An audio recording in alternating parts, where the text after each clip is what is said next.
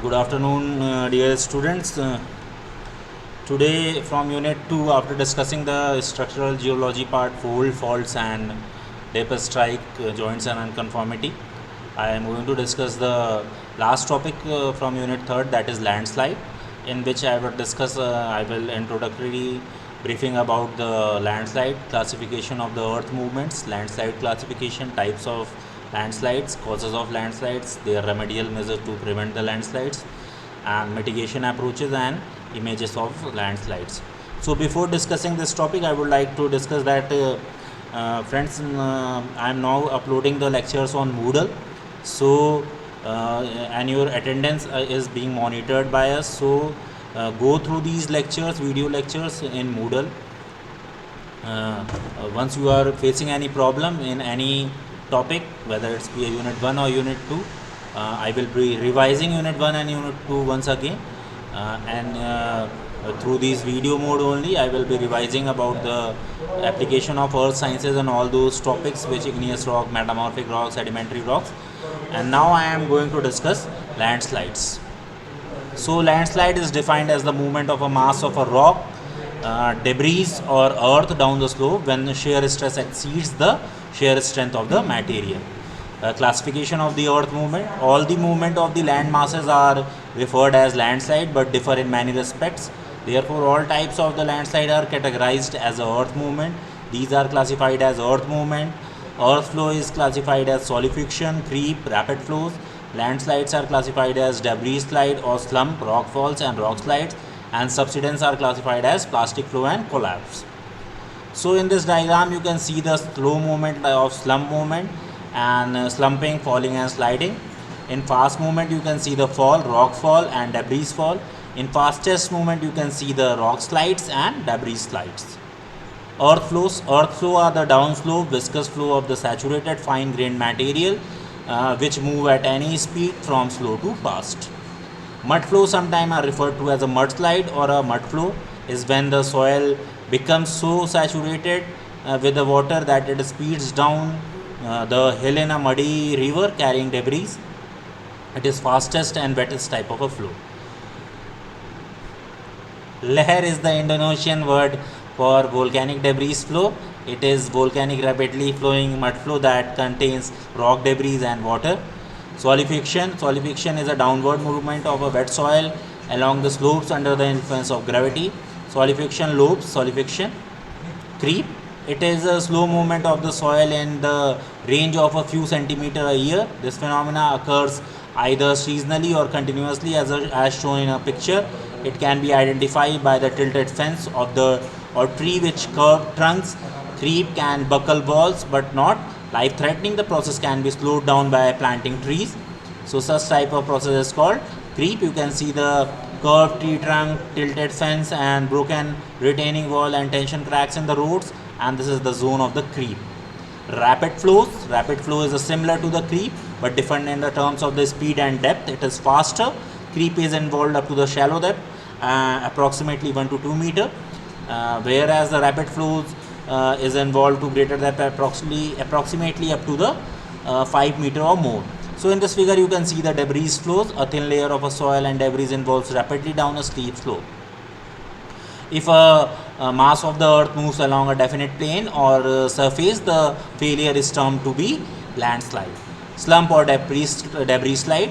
Soil mass moving at a speed of few tenths of meter to a few hundred meters per hour is known as slump. It is identified by rotational arc scars. Generally, it is not hazardous to the life, but it is threats to natural property. Rock fall, original position, falling log, waves, rock slides, inclined rock layer, slide blocks and talus. Subsidence. It represents the downward movement of the surface that may occur due to the plastic outflow of the underlying strata or due to the compaction of the underlying material. Plastic outflow, it may occur when the plastic layer like clay bed is squeezed outward due to the overlying heavy bed. Collapse, it occurs due to the extensive pull out of the large volume of the underground water or due to the subsurface solution activity in a limestone terrain. Landslide classification. The following factors can be used and have used to classify landslide: material rock, soil lithology, structure, geotechnical properties, geomorphic attributes, weathering, slope form, landslide geometry, depth, length, height, etc., type of movement, fall, slide, and flow, etc., climate, tropical and paraglacial, etc., water, dry, wet, and saturated, speed of the movement, very slow, slow, etc., triggering mechanism, earthquake, rainfall, etc. Types of landslides: falls, topple, slide. Scrap head. In this diagram you can see the scrap head, basalt shear surface, bedrock, displaced regolith, toe, lateral ridge of the debris, cracks and regolith. Falls: a mass detaches from the steep slopes or cliff, descends by the free fall, bounding or rolling. Topples: a mass tilts or rotates forward as a unit. So you can see the fall and talus and topple in this figure very clearly. Slides: a mass displaces on one or more recognizable surface which may be curved or planar. Flows: a mass moves down a slope with a fluid motion. A significant amount of water may or may not be a part of the mass. So this in the first figure you can see a slide, and in the second figure you can see the flow. So this is the way you can see sliding, flowing, falling, collapsing and eroding. This is submarine landslide, sand, ice age sediments, eroding cliff, rock fall, debris flow in a stream channel, river bank collapse, landslides caused by the poor road construction, and rock slides. The causes of landslide: the occurrence of landslide is consequence of the complex field of forces which is active on a mass of the rock or soil on a slope. Basically, the two main determinative parameters are an increase of a shear stress, a decrease of the material strength. Checklist of the causes: landslide occurs when the stability of the slope changes from a stable to unstable condition. A change in stability of the slope can be caused by a number of the factors acting together or alone. The causes of the landslide are geological causes, morphological causes, physical causes, and human causes. We are going to discuss the geological causes: weathered material, example heavy rainfall, sheared materials, jointed or fissured material, adversely oriented discontinuities, permeability contrast, material contrast, rainfall and snowfall, earthquake, working of machinery. Morphological causes: slope angle, uplift, rebound, fluvial erosion, wave erosion, glacial erosion, subterranean erosion, slope loading and vegetation change, erosion. And physical causes: intense rainfall, rapid snow melt, prolonged precipitation, rapid drawdown, earthquake, volcanic eruption, thawing, freeze thaw, groundwater changes, soil pore water pressure, surface runoff, seismic activity and soil erosion. Human causes: excavation, loading, drawdown, land use, example for construction of road and houses, water management, mining, quarrying, vibration, water leakage, deforestation, land use pattern and pollution. So this is water level, river level, groundwater condition when the river level is stable, groundwater condition on falling limb of the hydrograph. If the fall is river level is insufficiently rapid, then the high water level in the slope can provide a hydraulic push that destabilizes the slope, sometime triggering the bank collapse.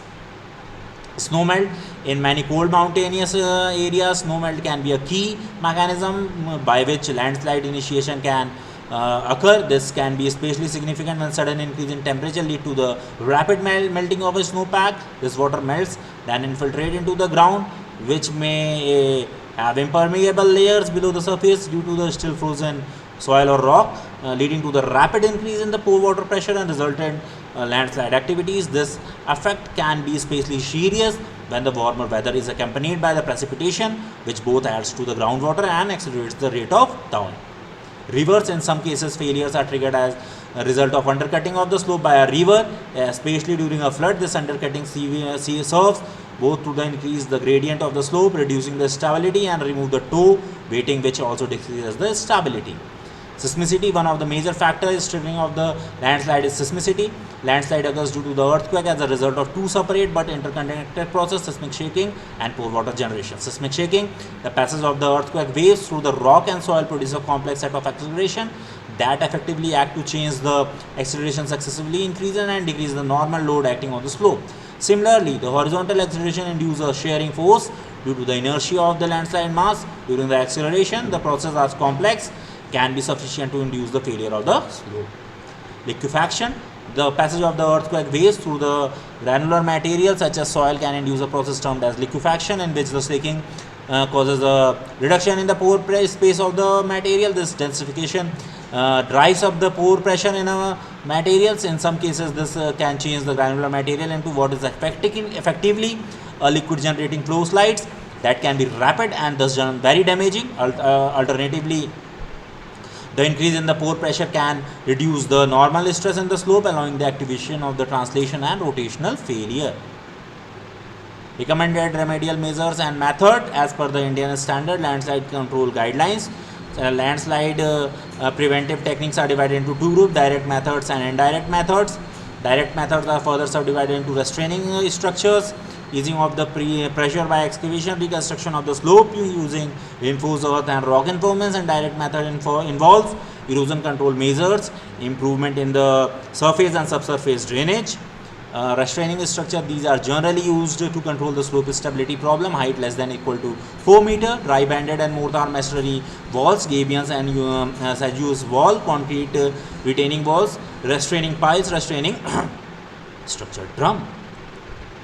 Excavation method, these contribute to the increased stability of the soil mass beneath the slope. The main method used for landslide control are removal of the unstable material, flattening of the slope, benching of the slope, change of the line or grade and alteration of the slope. Geometry, removal of the unstable material, flattening of the slope, benching of the slope, changing of the line or the grade, alteration of the slope. Geometry, so here you can see the removal of the head reduces the force. Excavation, complete removal. Bedrock, removal of the force and excavation. Uniform removal, partial at the toe, and all these things.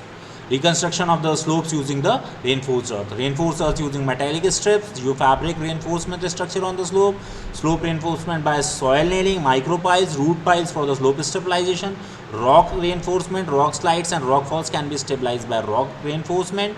Erosion control measure, plantation of the grasses and shrubs to restore the vegetative cover on the duned slopes helps in arresting the surface erosion. Some of the techniques of stabilizing a vegetative cover on the hills are asphalt mulch treatment, slope treatment by jute coir netting, valley benching, surface control of surface water, which consists of two main parts: the collection of the runoff at the uphill boundary of any unstable area, minimizing runoff from an unstable area, and controlling and collecting the runoff. Catch water or interceptor drains, road side drains, cross drains, subsurface drainage is usually more effective for deep seated landslide because it leads to a decrease in a pore water pressure directly at the failure plane and tends to produce a more stable condition of the slide area. Horizontal drain and deep trench drain. Slope treatment by jute and coir netting, you can see in a diagram. Gully control. A boulder catching net erected to the protect hikers from debris falling down to the steep incline. Surface water runoff system by prefabricated channel. Anti-eroding geomats or bionets are purpose-made synthetic products for the protection and grassing of the slopes subject to surface loss through two main erosion control mechanisms: the contaminant and reinforcement of the superficial ground, the protection from the impact of the raindrops. You can see in the figure geomats and bionets. The superficial water regulation system are obtained by means of suitably placed flexible drainage pipes. Example, micro perforated flexible drainage tube able to collect the water. This provision will serve the purpose of avoiding penetration of the water into the cracks or fissures, further decreasing the ground shear strength. And our mitigation approach: avoidance of the steep slopes and causing during the development activity, insurance of the risky construction in risky area, land use zoning and restriction imposed in unsafe zones, stabilization of the slope, structural design incorporating additional safety regulation in sloping land areas. Those are generally prone to landslide on existing landslide, old or recent, on or base of the tops of the slopes, in or base of the minor drainage hollows, at the base or top of the old fill slope, at the base of the top of or steep cut slope areas. Those are generally safe from landslide. On the hard non-jointed bedrock that has moved in the past, not relatively flat lying areas away from the slope and steep river banks as the top or along the nose of the ridges setbacks from the tops. Landslide warning signs: sticking or jamming of the doors or window, appearance of the cracks in the plaster, tiles, brick or foundation, pulling away from the building of outside walls or restraint, slow development of widening cracks on the ground or on the paved areas such as streets, breakage of the underground utility lines, appearance of bulging underground at the base of the slope, emergence of the flowing groundwater in new sites, sudden decrease in creek water levels through rains is still falling or just recently stopped, tilting or moving of the fences, retaining walls, utility poles or trees, faint rumbling sound that increases in volume as the landslide nears the ground slopes downward in one specific direction and nears the ground slopes downward in one specific direction. And what do you what to do if you suspect immediate landslide drainage? Leave the area quickly, inform affected neighbors, contact your local fire, police or public fire department, contact a consulting geologist. Conclusion: landslide is a natural, also man-made disaster. It can be prevented by several measures like plantation, monitoring groundwater, engineering, construction, etc. So this is one of the picture of subsidence. This is an example of liquefaction. This is also an example of liquefaction. So you can see some liquefaction and subsidence. This is an example of landslide. This is again an picture of landslide. So thank you students for listening to me. Try to revise the concept of unit 1, unit 2 and unit 3. Now unit 3 is also over. Afterwards I would like to revise the topic of unit 1 and unit 2. And after revising the topic of unit 1 and unit 2, I will discuss with you all people the earthquake and geophysical exploration and certain geology needed for the construction of tunnel, building, dams, reservoir and your highways, railways, all these things, bridges, certain geological factors required for construction of all these infrastructure I am going to discuss. And unit 4 and unit 5th are the most important topics. Unit 3rd, unit 4th, unit 5th. Unit 3, unit 4th are the most important topic of the engineering geology. Unit 1 and unit 2 are just the introductory part of engineering geology. Thank you student. Thank you once again for listening to me.